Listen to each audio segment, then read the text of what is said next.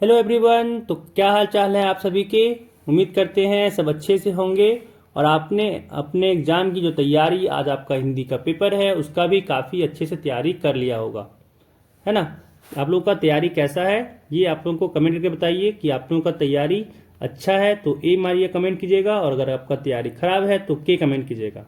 ठीक है, देखते हैं कितने बच्चों का तैयारी अच्छा हुआ है और कितने बच्चों का तैयारी खराब हुआ है।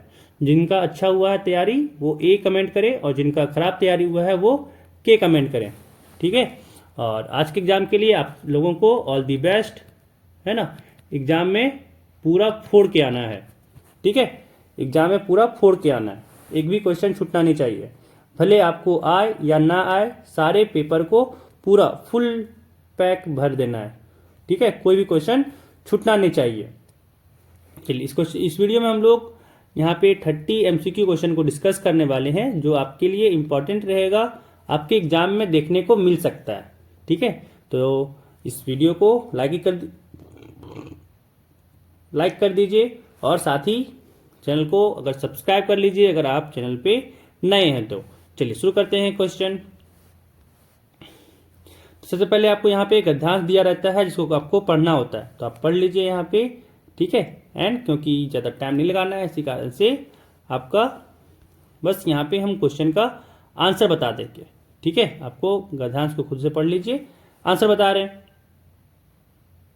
क्या है यहाँ पे कि स्वस्थ जीवन जीने के लिए गद्यांश में, है ना, गद्यांश में किन मुख्य स्तंभों का उल्लेख किया गया है। तो 1 का आंसर आपका यहाँ पे हो जाएगा ऑप्शन ए, संतुलित आहार, नियमित व्यायाम और पर्याप्त नींद। ठीक है, चलिए अगला सवाल देखिए। कह रहा है स्वास्थ्य का सीधा संबंध किससे है। तो इसका आंसर हो जाएगा आपका बी, दैनिक कार्यों और उत्पादकता से। ठीक है, चलिए अगला सवाल देखिए। कह रहा है तनाव से बचने के लिए गद्यांश में क्या उपाय सुझाया गया है। तो इसका आंसर हो जाएगा बी, सकारात्मक सोच रखना। अगला सवाल देखिए। कह रहा भागदौड़ भरी जिंदगी में स्वास्थ्य को नजरअंदाज करने का क्या परिणाम हो सकता है। तो इसका आंसर हो जाएगा आपका बी, दीर्घकालिक बीमारियों का खतरा। ठीक है, चलिए अगला सवाल। यहाँ पे पदांश को पढ़ना है एंड इसके अकॉर्डिंग फिर आपको यहाँ पे आंसर करना है। ठीक है, चलिए देखिए क्या यहाँ पे क्वेश्चन कहा जा रहा है। क्वेश्चन यहाँ पे है कि पदांश के अनुसार नारी के बिना क्या अधूरी है। तो 5वां का आंसर हो जाएगा आपका बी, सृष्टि। सृष्टि जो है वो नारी के बिना अधूरी है। चलिए अगला सवाल देखिए। कह रहा है यहाँ पे एक नारी को किसका प्रतीक बताया गया है ना। तो इसका आंसर आपका बी हो जाएगा, समर्पण, साहस और धैर्य का। अगला सवाल कह रहा है यहाँ पे कि पदांश में नारी को किन गुणों से संबोधित किया गया है। तो इसका आंसर बी हो जाएगा, स्नेह, करुणा और सृजन के। ठीक है, चलिए अगला सवाल देखिए। कह रहा नारी के स्वप्नों के लिए क्या आग्रह किया गया है। तो इसका आंसर हो जाएगा बी नंबर, उन्हें उड़ान देने का।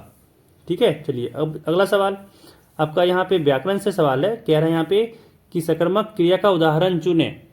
तो इसका आंसर बी हो जाएगा, मैं खाना खा रहा हूं। चलिए अगला सवाल सुन देखिए। कह रहा है सकर्मक क्रिया और अकर्मक क्रिया में मुख्य अंतर क्या है। तो इसका आंसर आपका सी हो जाएगा, कर्म की आवश्यकता में। ठीक है, चलिए अगला सवाल देखिए। क्या यहाँ पे कि सकर्मक क्रिया में हमेशा क्या होता है। तो 11 का आपका आंसर बी हो जाएगा, एक कर्म।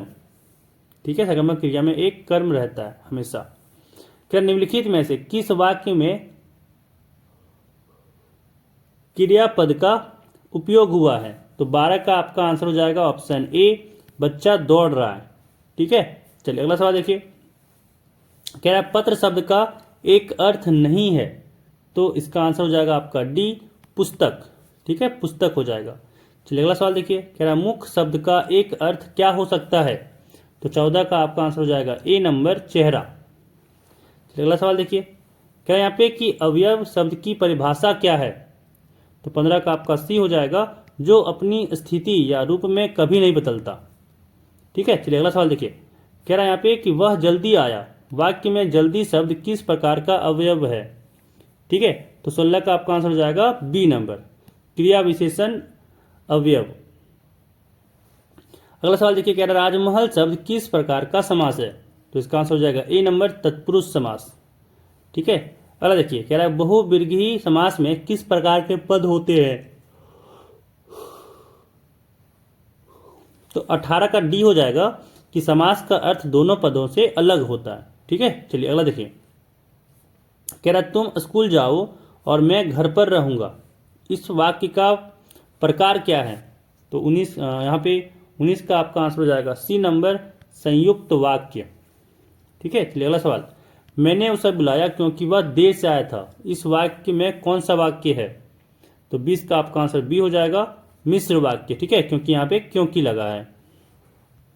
अगला सवाल देखिए, यहाँ पे कह रहा है कि पाठ्य पुस्तक से यहाँ पे सवाल अब है कि यहाँ पे जो दिया हुआ है गद्यांश उसको पढ़ना है, उसके अकॉर्डिंग आपको यहाँ पे आंसर देना है।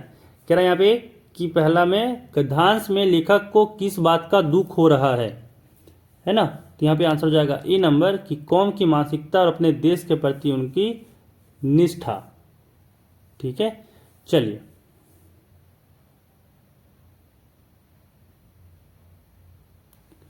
अगला सवाल कि गद्यांश में लेखक का यह विचार सुभाष की आंखों पर चश्मा नहीं होगा का क्या अर्थ है।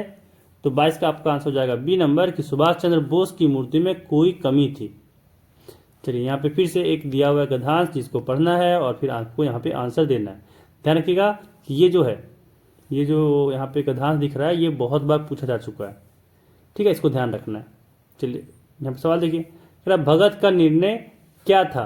तो इसका आंसर हो जाएगा बी नंबर पतोहू की दूसरी शादी कराने का। अगला सवाल कह रहा है कि पतोहू ने क्या कहा था जब भगत ने उसे घर छोड़ने के लिए कहा, है ना। तो इसका आंसर हो जाएगा आपका ऑप्शन सी कि मैं आपके लिए बुढ़ापे में भोजन बनाऊंगी। ठीक है, चलिए अब देखिए यहाँ पे पदांश है जिसको पढ़ना है और आपको यहाँ पे आंसर देना है।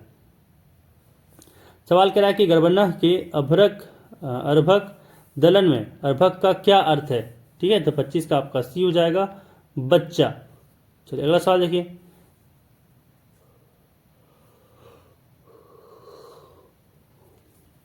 अगला सवाल कह रहे हैं यहाँ पे कि महीप कुमार किसे कहा गया है। ठीक है, तो इसका आंसर हो जाएगा आपका सी लक्ष्मण। चलिए अगला सवाल देखिए, कह रहा है कि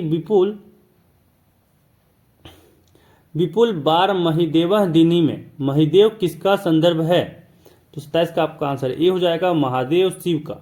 ठीक है, चलिए अगला सवाल देखिए, अगला सवाल यहाँ पे कह रहा है कि परशु बिलोकु महीप कुमारा में परशु किसके लिए प्रयुक्त हुआ है। तो 28 का आपका हो जाएगा ऑप्शन ए परशु युद्ध अस्त्र का। ठीक है, चलिए अगला सवाल देखिए, कह रहा है गंतोक का क्या अर्थ है। तो इसका आंसर डी हो जाएगा पहाड़। गंतोक का अर्थ होता है पहाड़। अगला सवाल देखिए, कह रहा है जितेन नार्गे की जीप में किसकी तस्वीर लगी हुई थी। तो इसका आंसर हो जाएगा बी नंबर दलाई लामा। ठीक है, दलाई लामा का चित्र लगा हुआ था।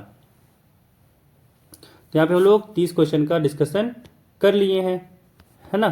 तो ऑल द बेस्ट आखिरी बार आपके एग्जाम के लिए। मिलते हैं फिर अगले वीडियो में, तब तक के लिए बाय।